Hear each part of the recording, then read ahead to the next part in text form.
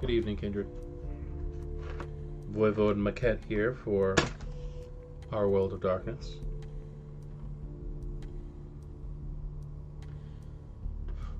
And tonight we're going to continue our discussions of the clans through my perception.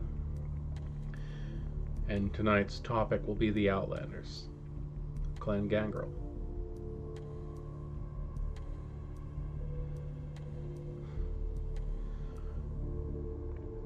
I don't know if this is a regional thing, but when I first started playing and I was brought into a Mind's Eye theater group,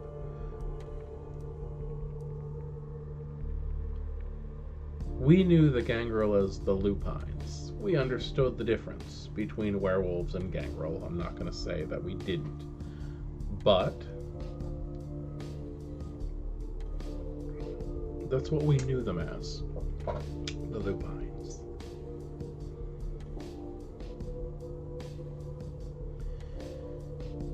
What can be said about Clan Gangrel, which already have not been said on multitudes of lore videos such as this. In preparation for this video, I actually did listen to quite a few of them, just to make sure that I wasn't going to be repeating what had been said over and over again. And that's actually the interesting part, is that most of the things that I did find on those lore videos were just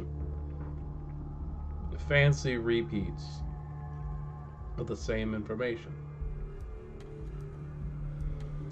Why the Gangrel joined the Camarilla in the first place. Why the Gangrel left the Camarilla in the first place. But I think in this new world of darkness, that there are more important things than the Gangrel didn't like diablerie, so they ran away from the Anarchs with their new penchant for diablerie and avoided the Sabbat, which obviously not all of them did, because there are such thing as Gangrel anti-tribute. At least there were. It's kind of funny holding up this book right here and understanding this being the whole of the law at the moment, and no mention of anti-tribute that I remember.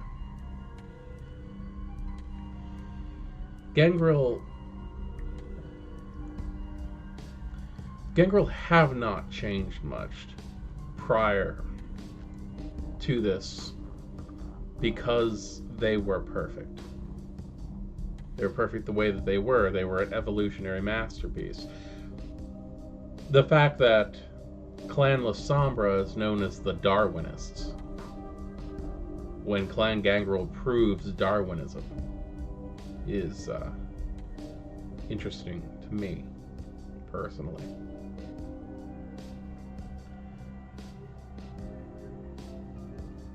They have changed, however.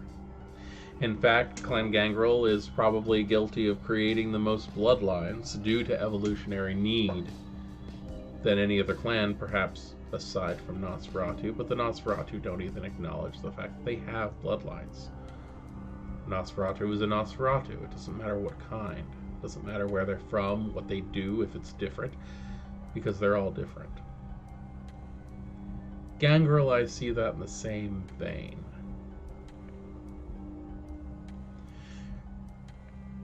By all means, there are Gangrel bloodlines. The Aramanes, the Noads, the Andes. It's interesting that they do seem to be more like social orders than anything else. But when you get back down to it, you have two castes of Gangrel in the modern Knights. You have the City Gangrel and the Country Gangrel. Country Gangrel are nothing but regular Gangrel. A City Gangrel, on the other hand, are the Coyotes, as they're known in some circles.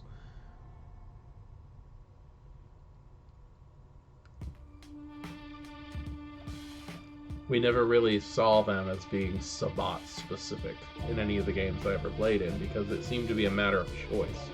But now with the introduction of things like the Predator type, that stretches far and wide. I think out of all the clans, I've played Gangrel more than anything. Mostly, like I said, because I wasn't allowed to play Zamitzi for one reason or another. Storytellers lack the courage to handle me when it comes to the fiends.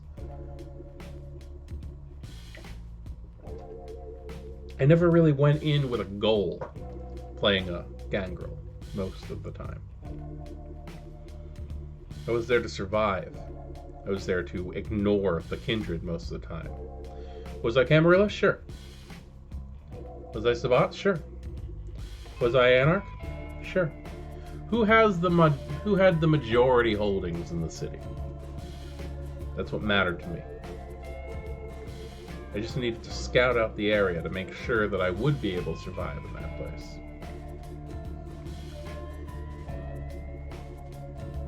I did play one amusing coyote one time, one city gangrel, known as Princeton Benedict. This was in the days where Auspex would just tell you if you were lying, yes or no. I was never very much a fan of that. However, I did enjoy finding loopholes. My name was Princeton Benedict, so if anybody asked who I was, I told them Prince Benedict. I was a pure, fully initiated Sabbat, but the fact that I was able to gather a group of neonates that were being neglected by the Camarilla in the city and make my own little fake Camarilla council right underneath the nose of the prince was entertaining, to say the least. Walked into the city wearing a suit. They asked me what clan I was, and I gladly told them. I told them Gangrel, and the first laugh I got was me pinning someone against a wall with my claws. Gangrel aren't all murder hobos, as those who play D&D would love to tell you. They're not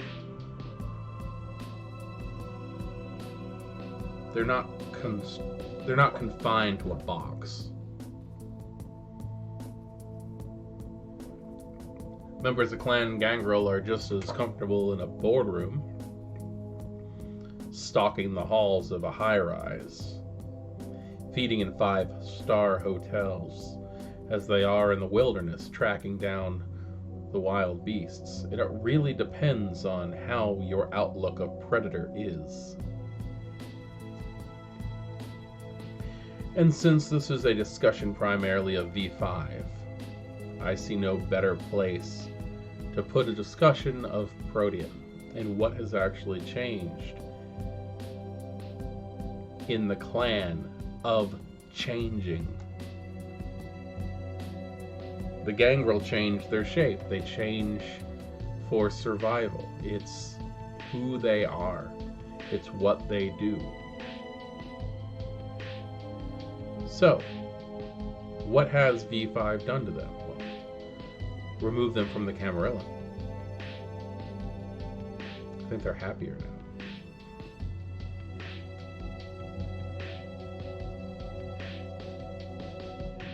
Gangrel were always loners, not only from the greater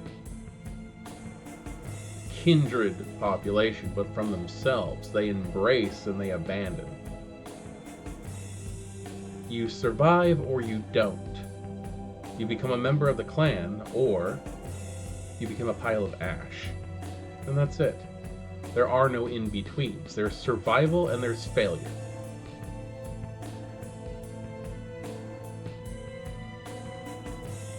Part of me looks up to that. Part of me highly relates to Clan Gangrel. I have that internal need where it could just be me and my dog living in a camper down in the woods somewhere and pick up and move whenever I want to go and not be held down to some foundation. They also like to own things. Gangrel are free of that. Although the Gangrel do have other issues. I think one of those other issues should be discussed. Their Bane. The Bane has always been something of a ridiculous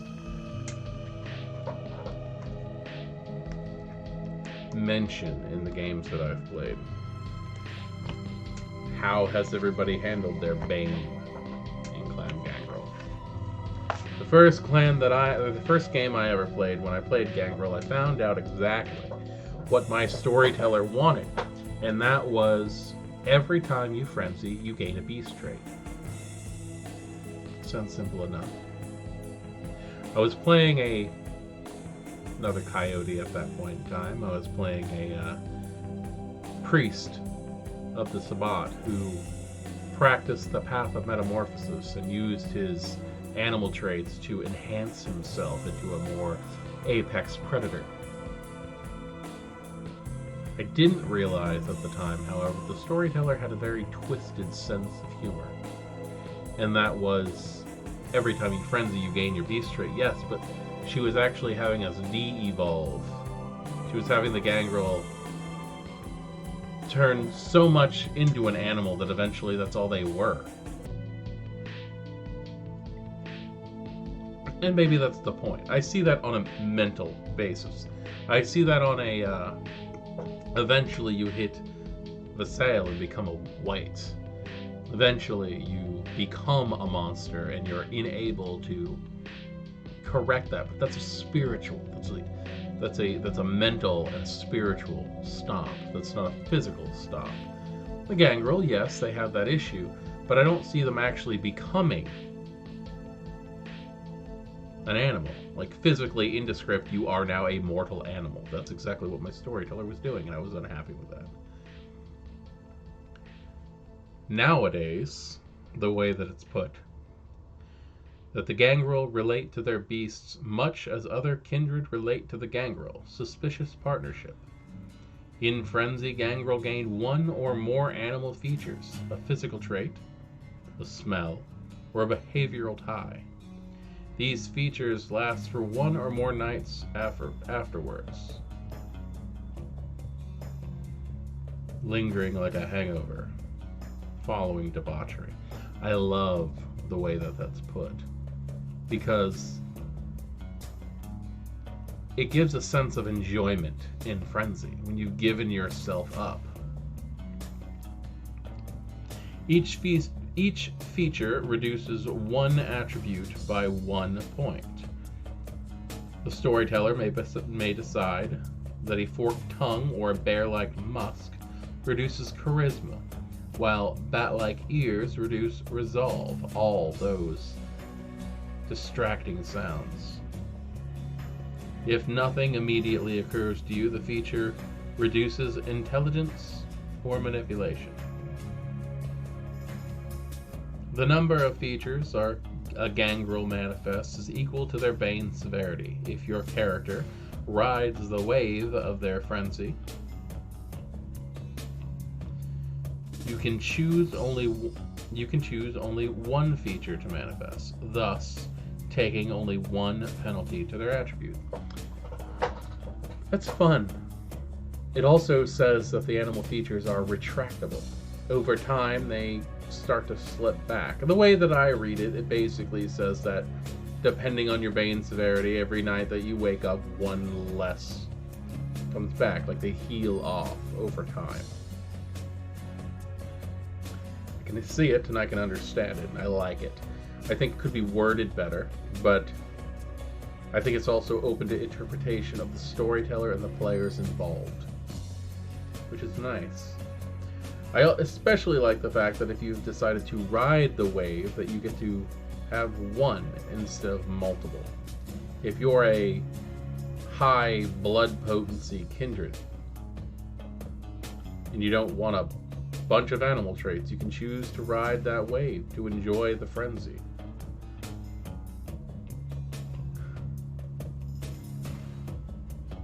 I always played Gangrel off where if they knew they were going to frenzy, they would go off into the woods, they would drink from a stream, and they would allow themselves to frenzy. They would be a beast to appease the beast.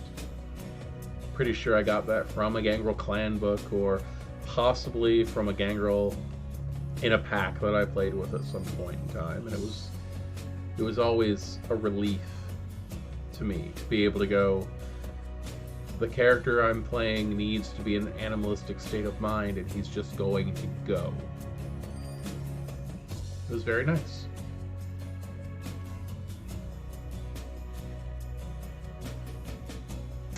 And again, I played Gangrel on both sides. Not really much changed between either one of them. Now, what else has changed?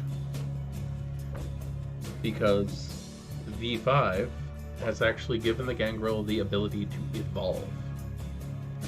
We're not stuck with the same feral claws and eyes of the beast that we were at any given time. We have new Proteus. And I'm looking very forward to talking about this, because I personally am a fan of the new way that Protean works.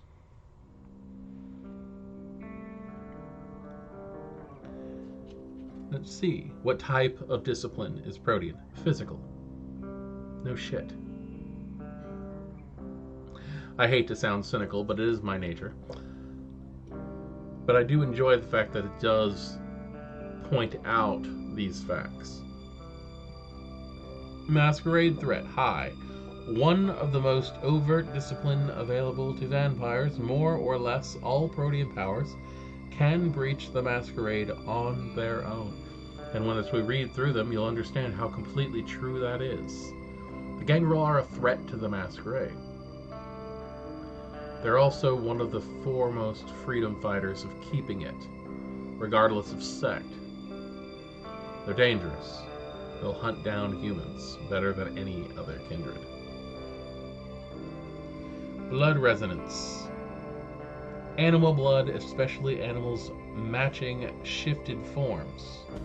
The blood of werewolves, changelings, and other supernatural chimeras of man and beast.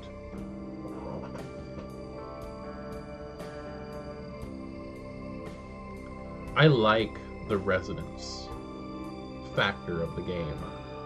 Not purely for the whole, it's easier to learn this discipline if you're feeding off this thing, but the idea that a vampire chooses, I'm gonna eat this.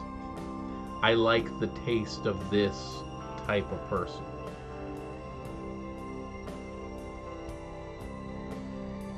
And the fact that this says changelings, shapeshifters, werewolves, gives me hope for maybe a C5 or something, a new version of changeling, or a higher understanding of at least werewolves in this world of darkness would be very nice. And the idea of Gangrel that's become addicted to feeding on werewolves is definitely worth a look for a story.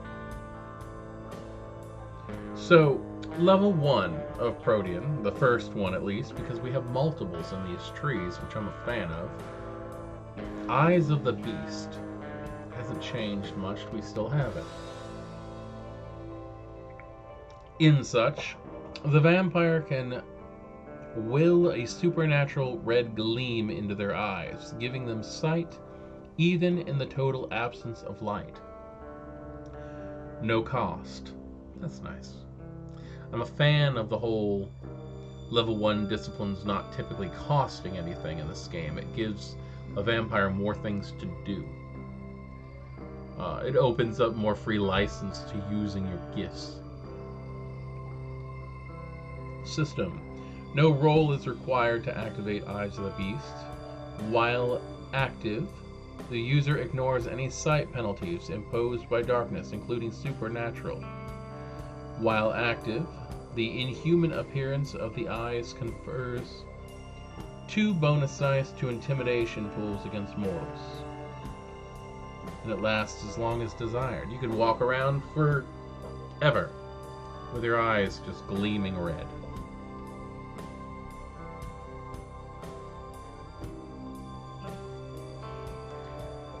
I have always been a fan of Eyes of the Beast, and the first Gangrel I made in 1st edition did not have it, because it didn't suit him. I took the other one, the Weight of the Feather, which we'll get into shortly. But Eyes of the Beast has always been a hallmark of Clan Gangrel, the glowing eyes in the darkness, for intimidation or investigation purposes. Weight of the Feather. The vampire can reduce their effective mass and density, making themselves almost weightless. This allows them to avoid triggering pressure sensors, as well as avoiding major damage from falls, collisions, and being thrown. The power cannot be used for longer leaps, as the vampire's strength is proportionally reduced. Free, of course, because it's still considered a level 1. The dice pool is wits plus survival in the system. If the vampire has time to prepare, no roll is required. As a reaction, such as during a sudden fall, activating the power requires wits plus survival roll at a difficulty of 3.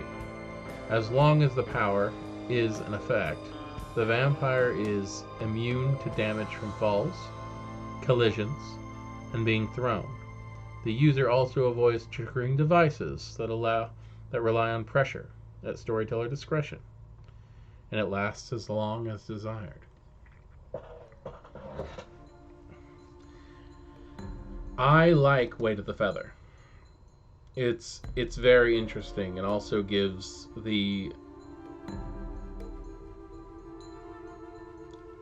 a lot of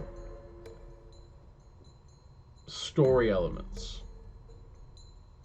What is your Gangrel doing? I'll be nicer. What is your kindred doing if they have the ability to do this? What in their existence caused them to learn that instead of feral, or instead of glowing eyes, or Eyes of the Beast, or Gleam of the Red Eye, or whatever you want to call it? I enjoy it. Next we have feral weapons at level 2. A vampire can extend their natural weapons into monstrous proportions. This usually takes the form of fingernails extending into wicked talons, but can also come in other forms, such as fang elongation, into daggers, as from a giant serpent. Cost is 1 rouse check. It's not bad. System. No skill roll is needed to activate this power. When activated, the vampire adds a modifier of +2 to their brawl damage and causes aggravated health damage to mortals. Superficial damage inflicted from feral weapons is not halved. Duration 1 scene. I think the purist in me is always going to miss feral claws dealing aggravated damage to other vampires, but the fact that it's not halved does have much to be spoken for. The way the new system works, it's interesting. And the tie-in to the Zamitzi and the Ministry is appreciated, the way that it works. Level 3, Earth Meld. Becoming one with the soil, the vampire sinks into the earth unless in torpor. The vampire rises again the following night. Cost 1 rouse check. No test is required, but the vampire must be on a natural surface. rocks, raw earth, grass, etc. This power does not work on concrete, asphalt, or other artificial surfaces. It takes a turn for the vampire to sink into the earth, leaving carried objects behind atop the soil. While in the earth, the vampire is aware of their surroundings except for during day sleep. At those times, disturbances, like digging or loud noises, awakens them, or, not with all vampires, duration 1 day or more, or until disturbed. I like the wording of Earthmeld a lot better than most other descriptions of the power. I like that it says that items are left behind. It makes you have to just think about how you're going to handle things. One of my favorite things about playing Gangrel was always trying to figure out where I was going to sleep during the day before I gained Earthmeld. The Gangrel that I'm currently playing sleeps using Earthmeld along the side of highways and uses his animal familiars to track down individuals who are pulled over on the side of the road, or to feed off the people from the houses along the edges of those highways.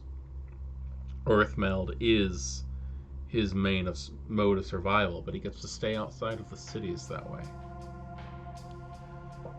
Now also, a level 3 is Shape Change. The vampire can assume the shape of an animal roughly the same size as their original mass. Vampires can only change into one type of animal, usually a wolf, sometimes a large feline or giant snake, usually one associated with their clan, or the type of prey they most commonly feed on. The animal, while usually a spectacular example of their species, shows no signs to a mundane observer of being supernatural. Before we get into anything else on that makes me happy, the description. Shape of the beast, as we knew it, was always difficult. The common rule that we had was nothing smaller than your hand and nothing bigger than a buffalo, or nothing bigger than a bear in some cases. But we always made it part of the story in the games that I ran how a vampire was able to turn into anything else. We always said if you had Protean and you were not Gangrel, you had Wolf and Bat, the end. That's all you get. But Gangrel, we allowed to take other shapes. In most games that I ever did, one such Gangrel I knew turned into a tarantula for his flight form, and a large bear for his fight form. My Gangrel, who was on Metamorphosis, who I was speaking about earlier, turned into a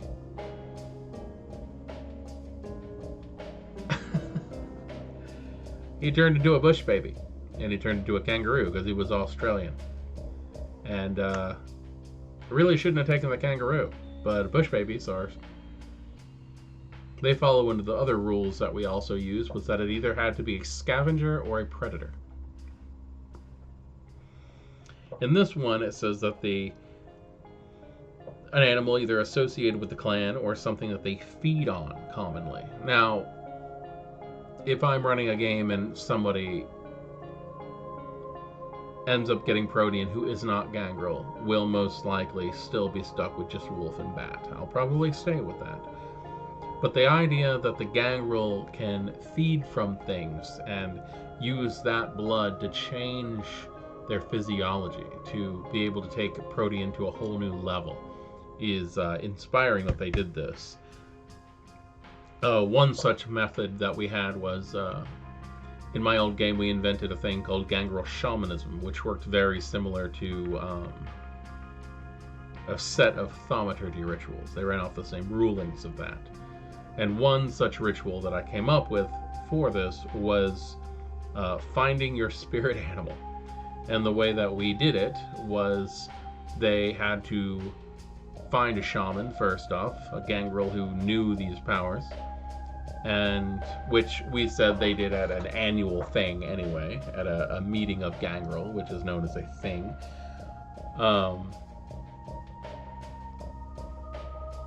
And if they were able to petition to the shaman to help them, they would help them go on a spirit journey where they would leave their body and have to chase down basically the spirit animal in a hunt and devour it. If they were successful, they would be able to take on the shape of that spirit animal, leaving the common flight or fight form behind. But I like the fact that it says that, and you can still work this into more of a ritualistic leaning as the Gangrel would have. Now the cost for this is 1 rouse check. No test is required, says the system. The transformation takes 1 turn, during which the user may take no other actions. Upon transformation, the vampire gains the physical attributes, senses, and native skills associated with that animal,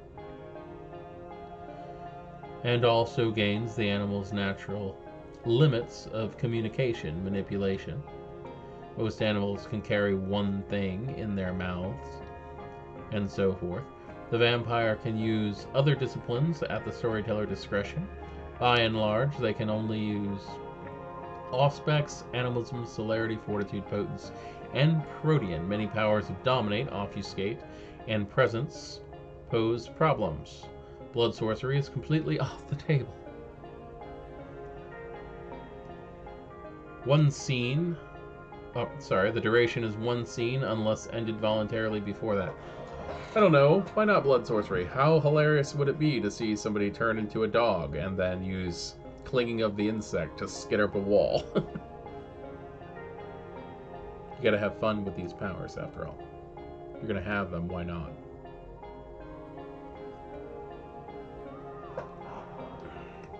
The next level is Metamorphosis. Prerequisite shape changing. This is a level 4 power. This power gains an additional animal form to the user, this time also enabling them to change their size. Vampires most commonly metamorphose into bats, rats, unusually large insects, and snakes. 1 rouse check. System works the same as shape changing, and the duration 1 scene unless ended voluntarily. You get another 1. That's not bad. It is kind of taking away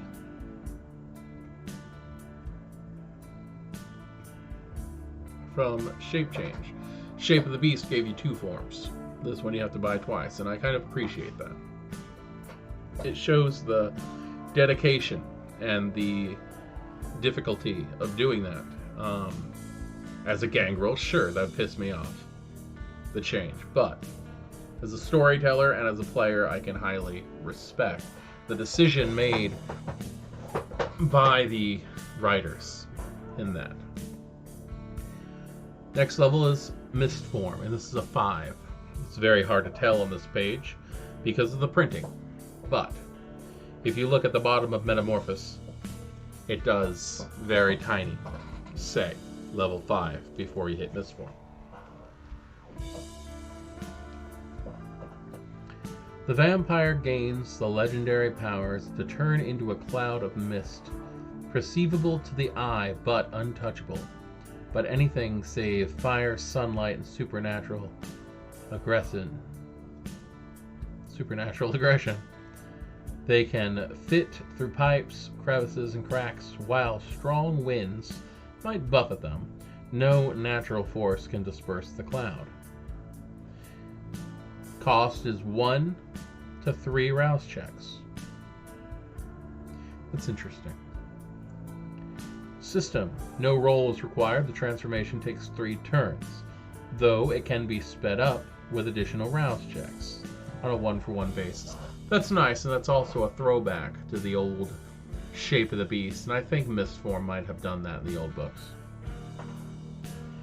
While in Mistform, the vampire moves at a walking pace and perceives all surroundings through mystical means as if they're as normal. A vampire in Mistform cannot make eye contact or speak. They can use only those disciplines requiring no physical form or presence at the storyteller's discretion.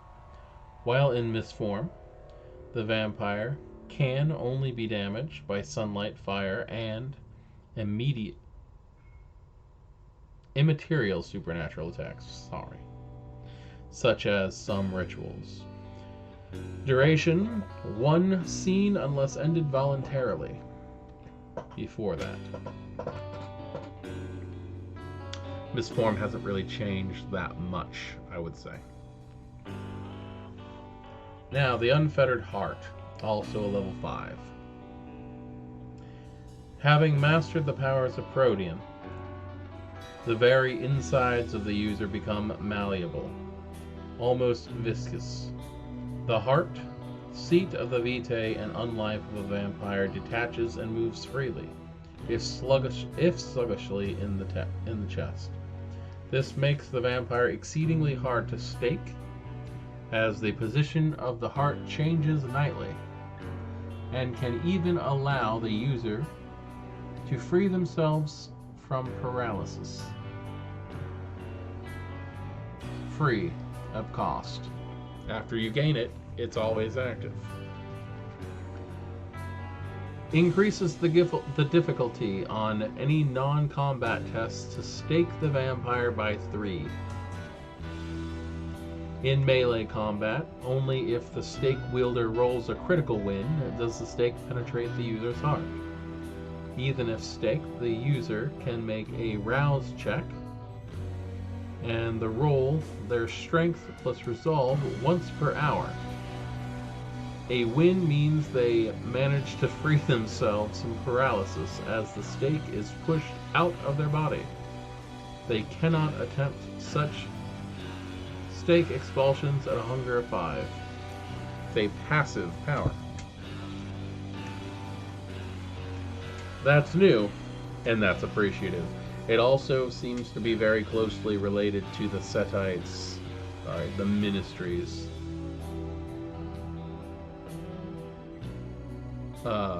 Discipline where they remove the heart.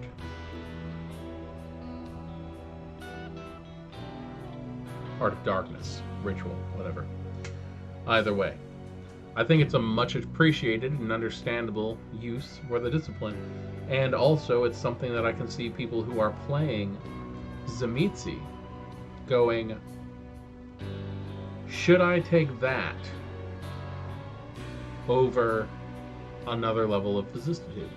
Or their version of Proteus? Because that's a hell of a... that's a hell of an advantage.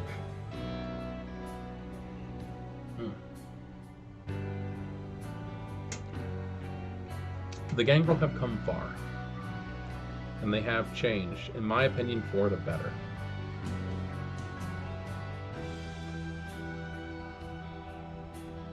I don't think the Gangrel would have lasted long in the Camarilla.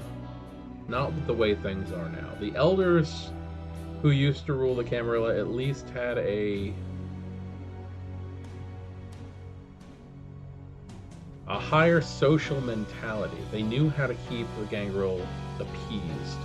The Gangrel understood they were being appeased, but at least they were getting what they wanted. They were getting territory where they can feed. They were being allowed to roam from city to city without anything stopping them. Every once in a while they had to kill something, or they were hired as a bodyguard here and there.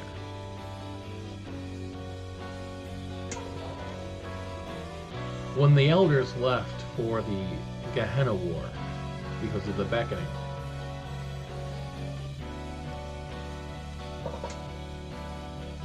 I don't believe the Ancilli are smart enough to keep the Gangrel happy.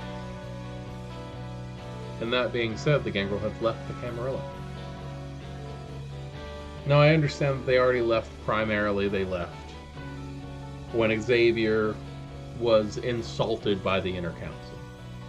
I understand that. But there was still a remnant of Gangrel who were like, we've got it good here.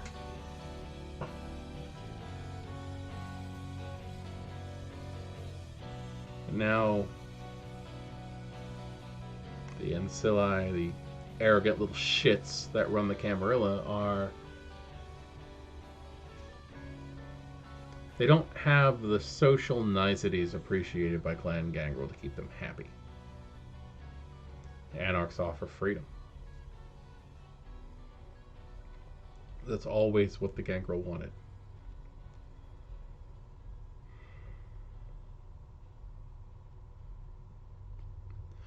It's true that the Gangrel did not join the Anarchs in the force.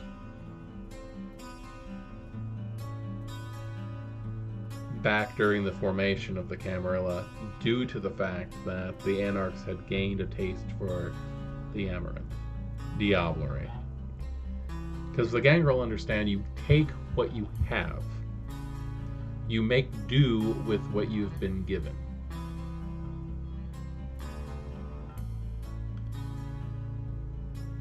But now the Camarilla is just filled with nothing but enemies. Full of Sombra, the Tzimisce, the Tremere.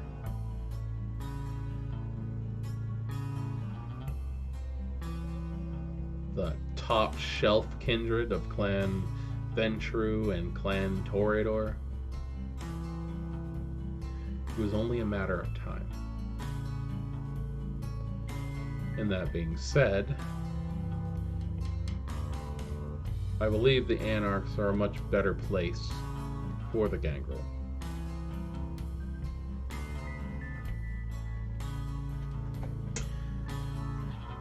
What do you think of them?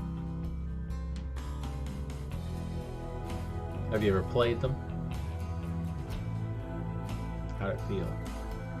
How did it feel to play in a game and not give a flying fuck about what those pretty vampires in the Elysium thought?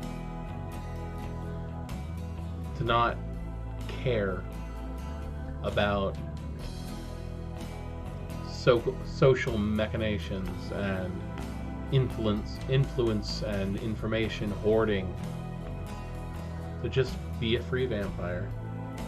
To survive by your own wits. And to make it through another night.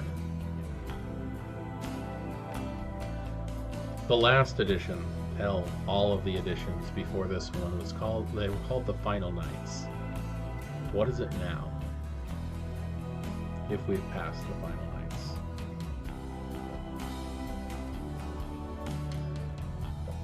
I raise my glass one more time to Clan Gangrel for all that they've accomplished, for all they've overcome, and for all those vampires they left behind them in the dust, who are now dust. The true Darwinists. Clan Gangrel.